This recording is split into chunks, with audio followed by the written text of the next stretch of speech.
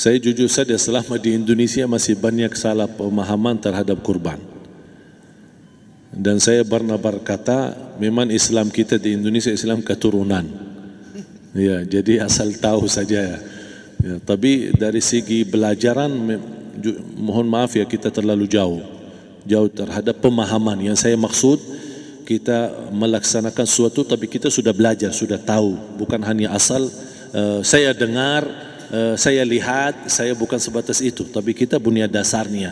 Dan ini kelemahan kita, di antaranya kurban. Saya pernah mendengar, bukan malah sering mendengar soal kurban dihitungkan beroran. Jadi keluarga suami istri sama 5 anak berarti jumlah 7, wajib sapi. Kalau kurang daripada itu, atau misal suami istri tidak mampu, boleh ini tahun kurban kambing atas nama suami, tahun depan atas nama istrinya. Ini hal keliru sebenarnya. Yang dihitungkan soal kurban beda sama akikah dan beda sama zakat fitrah. Zakat fitrah sama akikah terhitung beroran. Akikah laki-laki 2 kambing, perempuan 1. Kalau tidak mampu boleh. Kalau ada kembar laki sama perempuan berarti 3 kambing. Tapi kalau tidak mampu boleh 1 kambing, tidak masalah. Dan tidak ada istilah sekarang saya kurban tapi nanti sisanya seolah-olah ada hutang sama Allah. Sesuai kemampuan kita. Di antaranya kurban. Kurban hitungannya berkeluarga, bukan beroran. Buktinya Rasulullah SAW dan juga cerita Nabi Ibrahim. Ketika Nabi Ibrahim mau sembelih Nabi Ismail, Allah turunkan apa? Mengganti sembelihan Nabi Ismail dengan ekor kambing dari surga. Berapa ekor kambing? 1. Padahal Nabi Ibrahim punya istri 2 dan anak. Ada istri Siti Hajar dan Sarah. Kemudian anaknya Ismail dan Ishak. Berarti semuanya berapa? 5. Kenapa Allah tidak turunkan 5 ekor kambing? Karena hitungannya memang 1 keluarga. Yang kedua, Rasul sendiri sembelih 2 kambing. Pertama, Bismillah atas nama Muhammad dan keluarga Nabi Muhammad. Padahal kita tahu keluarga Nabi Muhammad SAW termasuk keluarga besar. 11 istri, belum lagi anaknya, laki-laki sama perempuan. Ada yang hidup maupun sudah mati, sudah termasuk semua. Yang hidup maupun mati. Yang kedua, Rasul sembelih sembelihan yang kedua atas namaku dan umatku. Umatnya berapa miliar? Cuma 1 ekor kambing. Kenapa Rasulullah SAW berkurban atas nama dirinya dan umatnya? Saya mengambil salah satu di sini tanda sayangnya Rasul kepada umatnya.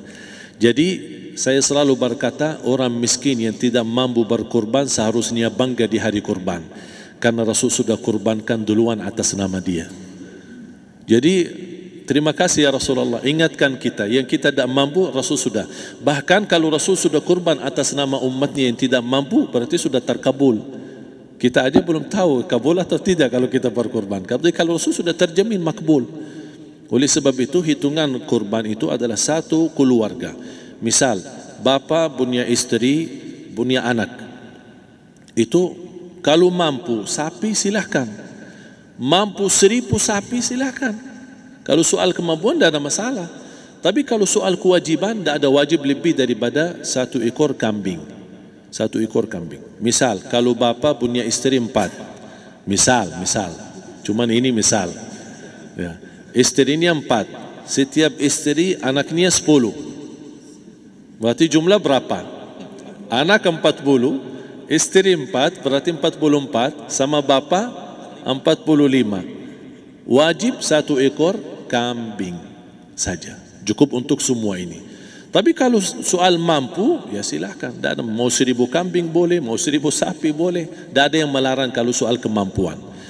Dan kalau kita mau sembelih, Bismillah atas namaku dan keluarga. Tidak perlu bawa data-data nama keluarga. Jadi disebutkan tukang sembelihnya ada capek menunggu sambil sebutkan nama-nama. Tidak perlu. Udah Bismillah atas namaku dan keluarga. Termasuk kata atas namaku dan keluarga, termasuk orang tua yang sudah meninggal. Termasuk orang tua yang sudah, karena kita adalah hasil daripada orang tua. Itu sudah termasuk, tidak perlu kita sebutkan. Ada sebagian ulama membolehkan kalau kita mampu, mau khusus kambing atas nama orang tua, tidak masalah. Kalau kita mampu. Tapi kalau kita tidak mampu, itu sudah termasuk orang tua kita bersama keluarga besar kita. Ini salah satu kenikmatan, dan ini termasuk juga sedekah yang berguna bagi orang yang sudah meninggal di keluarga kita. Wallahu ta'ala a'lam. Dan juga masalah panitia, bisa kita mewakili. Kalau kita tidak mengerti sembelihannya dan tidak mengerti cara bagiannya. Tapi ada satu sunnah yang termasuk kehilangan sunnah ini, adalah banyak yang tidak mau makan dari hasil kurban. Padahal itu sunnah Rasul. Dari akikah boleh makan, dari kurban pun boleh makan. Bahkan sunnah SAW dibagi 3. Sepertiga pertama dihadiahkan. Maksudnya kata dihadiahkan kepada orang kaya. Misal tetangga saya tapi orang kaya, dia bukan miskin, tapi boleh saling hadiah. Karena inti daripada hadiah silaturrahim. Ada keluarga kita termasuk mampu, tapi saya kasih, ini alhamdulillah saya sembelih sapi. Barangkali dia tidak mampu, cuma sembelih kambing. Udah, kita dapat daging kambing, dia dapat daging sapi. Tapi dengan niat hadiah, bukan sedekah. Karena dia bukan orang miskin yang menerima sedekah. Yang sepertiga yang kedua adalah sedekah. Sedekah itu termasuk orang miskin. Yang ketiga, kita makan sendiri. Bahkan Rasulullah SAW selepas Idul Adha, beda sama Idul Fitri. Sebelum Idul Fitri dia makan kurma, meyakinkan batalan puasa. Tapi kalau Idul Adha tidak makan dan minum sebelum salat, kenapa? Bukan berarti tidak boleh. Tapi Rasulullah SAW ingin pertama pembukaannya, buka sarapannya atau makan di pagi harinya selepas Idul Adha adalah dari hasil sembelihan kambing itu atau dari kurban. Jadi kita sebagian sedikit. Tapi kalau kita merasa alhamdulillah rezeki saya banyak di rumah, alhamdulillah banyak ada makanan, mau sedekahin semuanya, semua mau sedekahin, tidak masalah. Tapi yang saya maksud, kenapa tidak kita sekali-kali hidupkan sunnah Rasul? Jadi sebagian, walaupun ada sebagian sedikit lah, buat istilahnya sama sedikit porsi nasi atau apa, karena kita berhak sebagai kita kurbankan lillahi ta'ala, kita berhak menikmati kurban ini yang lillahi ta'ala supaya kita mendapatkan keberkahannya, bukan hanya orang lain. Terus yang kedua ada masalah pembayaran. Kalau kita wakili panitia, boleh kita pesan sama panitia, tolong sedikit dari kurban saya minta buat saya makan. Itu tidak masalah, kita boleh minta. Dan boleh kita wakili, tapi kita tolong ingatkan, tidak boleh pembayaran hasil sembelihan itu dari kulitnya. Ini menjadi salah satu persoalan di Indonesia. Banyak tukang sembelih datang, ketika kita tawarkan untuk sembelih ini, berapa Pak? Oh tidak apa-apa, kasih aja kulitnya sama kepalanya. Jangan Anda setuju, jangan Anda terima. Oh maaf, saya tidak bisa. Bapak berapa ongkos sembelihannya? Kita harus sepakat dulu. Tidak, saya ikhlas, tidak apa-apa, seikhlasnya. Tapi yang penting kepalanya sama kulitnya. Itu aja yang saya minta, yang lain tidak apa-apa.